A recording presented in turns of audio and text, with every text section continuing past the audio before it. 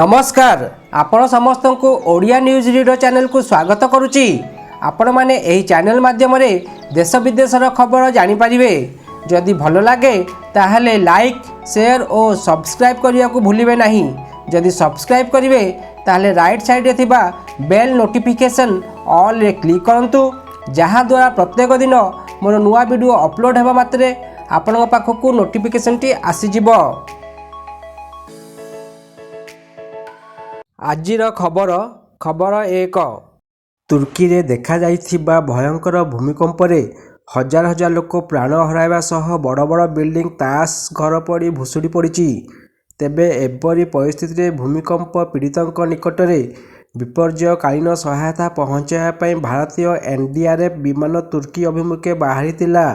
मात्र भारतीय एनडीआरएफ विमान को निज वायुसीमा भितर यात्रा करने को मना कर देइथिला पाकिस्तान।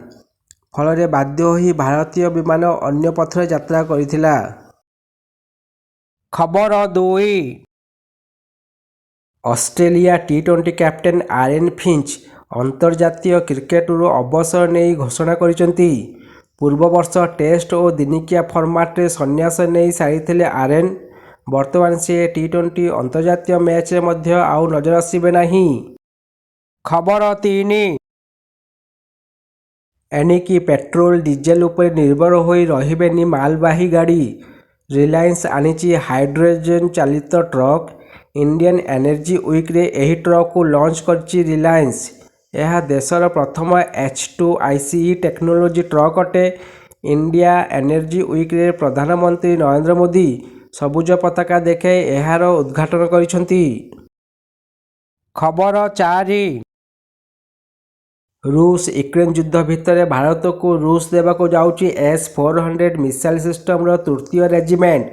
गोटे रेजिमेंट रे 8टी लॉन्चर रही थाए, अर्थात 8टी लॉन्चिंग ट्रक दियाजिबो। गोटे ट्रक रे 4टी लॉन्चर लगी रही थाए। एथिरे 4टी लेखाए मिसाइल रही थाए। खबर 5। अमेरिकीय कंपनी गुड़िक द्वारा जारी छटई प्रक्रिया रे एबे डेल टेक्नोलॉजीज सामिल होई निज कर्मचारी को बाहर रास्ता देखाइबा को जाउची। ब्लूमबर्ग रिपोर्ट अनुसार डेल टेक्नोलॉजी कर्मचारी ऊपर छटई खंडा झुलुची। डेल निजर प्राय 6650 कर्मचारी को छटई करने को जाउची। एही संख्या एहार ग्लोबल वर्कफोर्स 5% अटे। खबर 6। महामहिम राष्ट्रपति द्रौपदी मुर्मू द्वितीय थर पर ओडिशा आसुछंती। ओडिशा गस्तरे द्वितीय दिन अर्थात 11 तारिख दिन प्रभु लिंगराजंक दर्शन करिवे। सकाल 9टार दर्शन करिवार समय रहिछि।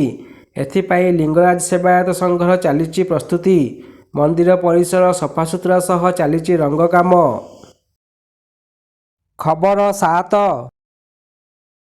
विदेशरू भारत आसुथिबा पर्यटकों को ध्यान में रखी रेल मंत्रालय अनेक प्रकार पर्यटन ट्रेन चलाउछि।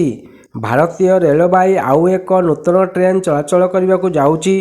रेलबाई एही मासरे एक भारत श्रेष्ठ भारत योजना अधीन रे भारत गौरव डिलक्स एसी टूरिस्ट ट्रेन आरंभ करने को जाउछि। एहा सहित आईआरसीटीसी एथिपाई एक भल टूर पैकेज मध्य उपस्थापन करिछि। खबर 8।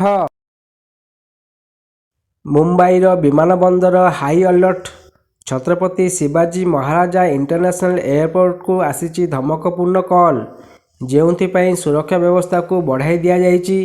इंडियन मुजाहिदीन आतंकी संगठन तरफରୁ ଏହି धमकपूर्ण कॉल आसीथिबा जଣା पड़िची। जहाँ पर मुंबई पुलिस पक्षरु विमानबंदर सुरक्षा व्यवस्था को अलर्ट मोड रखा जाइची। खबर 9। सुप्रीम कोर्ट रे 5 जन नूतन विचारपति पाइछंती। एही 5 जनक मध्य राजस्थान हाईकोर्ट रो प्रधान विचारपति पंकज मित्तल, पाटना हाईकोर्ट रो प्रधान विचारपति संजय कारोल, मणिपुर हाईकोर्ट रो प्रधान विचारपति पीवी संजय कुमार, पाटना हाईकोर्ट रो प्रधान विचारपति अहसानुद्दीन अमानुल्ला एवं अलाहाबाद हाईकोर्ट रो जस्टिस मनोज मिश्र अछंती। खबर 10। भारतर फुटबॉल पावर हाउस मणिपुर आयोजन करिबा प्रथम अंतर्जातीय मैच। ଭାରତ ସହିତ ମିଆଁମାର ଓ କିର୍ଗିସ୍ତାନ ଏହି ତ୍ରିରାଷ୍ଟ୍ରୀୟ ଟୁର୍ଣ୍ଣାମେଣ୍ଟରେ ଭାଗ ନେବେ। ଆସନ୍ତା ମାର୍ଚ୍ଚ ମାସରେ ଏହି ଟୁର୍ଣ୍ଣାମେଣ୍ଟ ଆୟୋଜିତ ହେବ।